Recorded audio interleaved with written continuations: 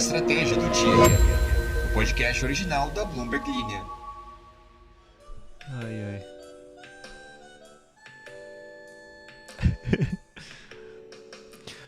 Eu sou apenas um rapaz latino-americano sem dinheiro no bolso do banco. Ih, já errei. Por que eu comecei o episódio de hoje da forma mais cringe possível? Porque esse episódio é 100% latino-americano. Nós vamos falar sobre a Argentina e o Chile. O presidente da Argentina, Javier Milei, apresentou novos detalhes de sua estratégia cambial nessa terça-feira, que é um primeiro passo importante e necessário antes que seu governo espere retornar aos mercados de capitais em 2026.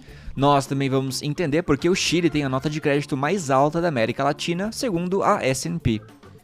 Mas antes de começar o episódio, eu quero falar com você aí. E dessa vez eu não vou apelar pro gatinho chorando. Na verdade eu vou sim. Eu sei que você não entrou no perfil do podcast e avaliou nosso podcast bem, tá? Eu sei que você não fez isso e você nem ativou o sininho. Então eu vou pedir mais uma vez. Por favor, faça isso, que ajuda bastante a gente aqui. Dito isso, gatinho pode descansar e bora começar o episódio. Primeiramente, desculpa por esse começo de episódio.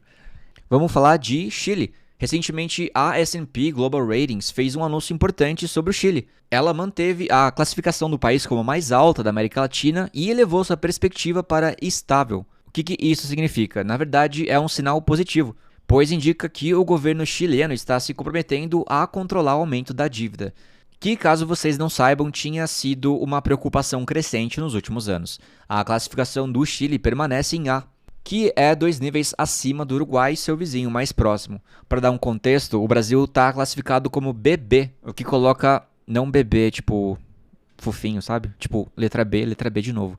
E isso coloca o país 6 níveis abaixo do Chile e ainda mais distante do que seria considerado um grau de investimento. A S&P destacou que, apesar dos desafios de polarização política enfrentados pelo Chile nos últimos tempos, o país ainda se beneficia de políticas fiscais e monetárias sólidas que ajudaram a estabilizar sua economia. O governo, sob a liderança do presidente Gabriel Boric, tem mantido um controle rigoroso sobre os gastos públicos e estabeleceu uma previsão de déficit fiscal para 2024 em 2% do PIB, o que é uma redução em relação ao déficit de 2,4% do ano passado. Mas nem tudo é perfeito. No entanto, a S&P também expressou algumas preocupações. Muitos especialistas consideram que a previsão orçamentária para o próximo ano é um pouco otimista demais. Nos primeiros 8 meses deste ano, o déficit já alcançou 2,2% do PIB e, historicamente, esse número tende a aumentar no último trimestre. Então, isso sugere que o déficit total pode ser maior no final do ano. O economista-chefe do Itaú, Andrés Pérez, comentou que a decisão da S&P de estabilizar a perspectiva do Chile reflete um processo na consolidação fiscal e melhorias na estrutura institucional do país. Contudo, ele advertiu que, para evitar um aumento contínuo da dívida pública, vai ser necessário uma contenção significativa dos gastos, além de, claro, um crescimento econômico mais robusto. Outro ponto importante é que a S&P alertou sobre os riscos associados ao alto endividamento externo do Chile e também a necessidade de financiamento externo, o que poderia afetar sua classificação no futuro. Apesar de muitos estrategistas esperarem um rebaixamento da classificação chilena em algum momento deste ano, a S&P decidiu manter a classificação, o que é uma boa notícia para o país. Além disso, o Chile prevê que sua dívida bruta vai chegar a 41,3% do PIB até o final do ano. E esse é o número que mais que dobrou na última década. A decisão da S&P ocorre em um momento em que reformas políticas cruciais estão sendo discutidas no Congresso, incluindo propostas de reforma da Previdência que têm enfrentado resistência da oposição. No ano passado, a Câmara dos Deputados rejeitou uma importante reforma tributária proposta pelo governo chileno. A S&P acredita que, apesar das mudanças na liderança política e nas relações entre partidos, há sim um consenso em relação a grande parte do modelo econômico do Chile. No entanto, as diferenças sobre como resolver os déficits precisam ser superadas. Um compromisso entre as partes políticas seria fundamental para promover reformas estruturais que incentivem o crescimento e melhorem a qualidade de vida da população. Para vocês terem uma ideia, em termos de crescimento econômico, o PIB do Chile encolheu 0,6% do segundo trimestre em relação aos 3 meses anteriores, mas também já há evidências de recuperação no terceiro trimestre. A S&P projeta um crescimento médio do PIB de 2,4% para o período de 2024 a 2027. O crescimento pode ser impulsionado por fatores externos e internos também, como a recuperação dos preços do cobre, que são vitais para a economia chilena. Mas calma lá, que enquanto o Chile apresenta sinais de recuperação e estabilidade, o país ainda enfrenta desafios significativos. A tensão continua e algumas ações decisivas vão ser necessárias para garantir um crescimento sustentável e também um futuro econômico promissor para o país.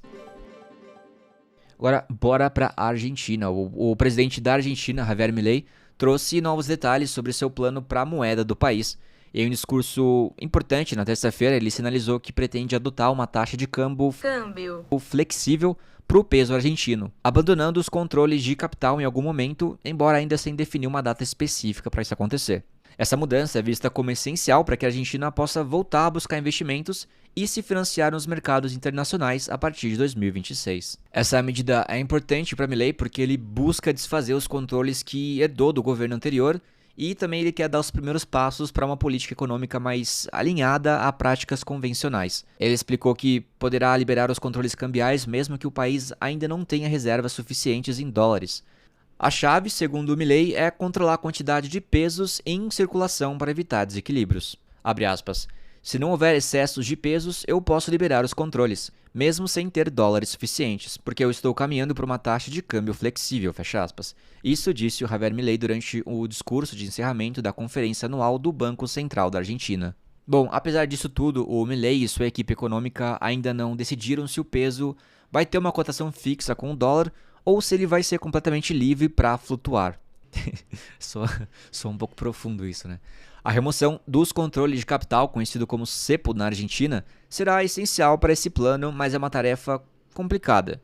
A Argentina enfrenta uma escassez de reservas internacionais e permitir a livre circulação de capital sem ter dólares suficientes pode provocar uma fuga de recursos, agravando a crise.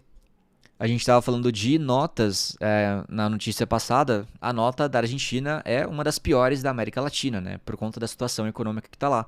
Então, para o país é muito difícil conseguir dólares emprestados das instituições que fazem esses empréstimos. O ministro da Economia, Luiz Caputo, forneceu um prazo para essa transição. A expectativa é que a Argentina volte a acessar os mercados financeiros em 2026, o que dá uma ideia do tempo necessário para iniciar o processo de remoção gradual dos controles cambiais no país. A Argentina já tentou algo semelhante no passado. Entre 2015 e 2019, o país operou com uma taxa de câmbio flutuante, mas o que aconteceu é que a instabilidade política e uma corrida contra o peso forçaram o governo da época a restabelecer os controles. Além dos controles cambiais, Milei destacou que é essencial acabar com o excesso de emissão de moeda local para reduzir a inflação, que atualmente atinge 3 dígitos por ano. Segundo ele, a inflação precisa convergir para o nível que ele chama de inflação induzida, ou seja, aquela que é influenciada por fatores externos e previsíveis, como a inflação global, a desvalorização natural da moeda e também os próprios controles cambiais. Se for analisar, esse plano é fundamental para que o governo possa restaurar a confiança dos investidores, também atrair capital estrangeiro e lidar com a pesada dívida de 44 bilhões de dólares com o Fundo Monetário Internacional, o FMI. No entanto, liberar o câmbio e controlar a inflação ao mesmo tempo vai ser um grande desafio para eles. Boa sorte. O presidente argentino tenta seguir um caminho delicado entre o controle monetário e a abertura econômica. As decisões tomadas nos próximos meses vão ser cruciais para definir se o país vai conseguir atrair investimentos e retomar o crescimento sustentável. Então, resumindo, o Milei está apostando em uma política econômica mais liberal, mas também precisa encontrar equilíbrios para evitar crises como as que ocorreram no passado. E queria saber o que vocês acham desse cenário da América Latina. O que vocês acharam de saber que o Chile foi um país bem avaliado na América Latina e o que vocês acharam desses movimentos da Argentina? Comenta aqui, eu quero ouvir o que vocês pensaram sobre isso. Ouvir não, né? Ler, na verdade.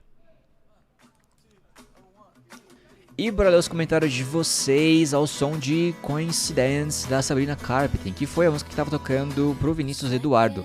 Ele comentou também que já ouviu essa história dos carros elétricos não serem tão viáveis quando estagiou em uma montadora. Ele acredita que, pelo menos aqui no ocidente, vai demorar um pouco mais para o mercado se acostumar com esse novo modelo. Anne pergunta, como assim você não é brasileiro? Independente de onde nasceu, se você entende nossas piadas, memes e convive com brasileiros, mesmo que virtualmente, já acho que pode ser considerado BR. Anne, eu nasci no Chile, na verdade, mas foi mais uma brincadeira, eu me considero brasileiro, sim, eu tenho dupla cidadania. Marcos André diz, não ligue pra esses chatos mal amados que estão reclamando das leituras dos comentários. A leitura dos comentários é uma demonstração de respeito ao ouvinte que gosta de interagir e se sente respeitado e prestigiado ao ter seu comentário lido. Ele continua aqui defendendo a leitura dos comentários. Muito obrigado pelo seu comentário, Marcos André. Eu espero que você se sinta respeitado e prestigiado por estar lendo o seu comentário. E muito obrigado, de verdade. Rafael Silva diz, podcast muito bom, tava tocando Delírios do FBC. Camila Lino pede pra não diminuir o tempo dos comentários, porque o podcast é simplesmente perfeito. A próxima música que vai tocar pra ela é Juke Jam, do Chance the Rapper, com Justin Bieber. Victor Carvalho diz, será que os carros elétricos vão se tornar os dominantes do mercado de automóveis um dia? Mesmo se isso aconteça, não acredito que carros a combustão vão desaparecer, por exemplo. Estamos em 2024 com várias tecnologias, podendo escutar músicas em plataformas como Spotify, mas ao mesmo tempo, quantas pessoas ainda preferem escutar músicas em disco de vinil? Que surpreendentemente foi um mercado que cresceu algum tempo atrás. Faz sentido, Victor, faz sentido. Eu, por exemplo, tenho alguns discos aqui de vinil. E também uso o Spotify aqui, principalmente para falar com vocês. William Machado diz, escuto no trabalho como todos os dias e do nada esse alarme do início, é o mesmo som do meu despertador. Saí correndo achando que estava despertando na sala, pois o celular estava longe. Hoje tocou Butterfly, Digimon Tree. Isso é a música do Digimon mesmo? Tainá Angélica diz que estava ouvindo Before You Do do Benson Boone. E diz que sempre fica esperando o áudio do Big Beijo no final. Ele sempre acha que não vai ter e quando ele aparece me tira um sorriso do rosto. Alaska, legal seu nome. Ela disse que tá amando o podcast e tava ouvindo Feel Good do Gorillaz antes do episódio começar. Evandro Voltolini diz, primo Alan, nunca consigo comentar no podcast porque eu escuto no caminho pro trabalho. E eu sempre chego atrasado, risos. Mas hoje comentei andando só pra você saber que sou seu fã e recomendo o podcast pra todos os colegas. Não resisti ao miau, miau, miau. Obrigado por recomendar. Felipe Nossa, que nome chique, Levenhagen. Diz, hoje tocou antes do episódio a música Festa da Lorena Chaves. E agora te acompanho também no Instagram e torcendo pro doce de leite Viçosa te notar, pois a foto que postou ontem nos stories me deu água na boca. Gustavo 100B diz, um big beijo, tava tocando When I Was Your Man do tio Bruninho, amo seu podcast, obrigado.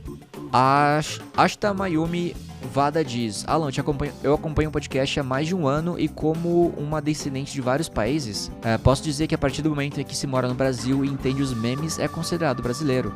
E tava ouvindo Too Sweet do Rose. Gente, eu vou ficando por aqui, muito obrigado pelo comentário de vocês, eu espero a opinião das matérias, tanto do Chile quanto da Argentina. Quero ver o que vocês pensam sobre isso. É isso aí, um big beijo pra todo mundo e... que mensagem que eu posso passar? Respeitem a faixa de pedestre.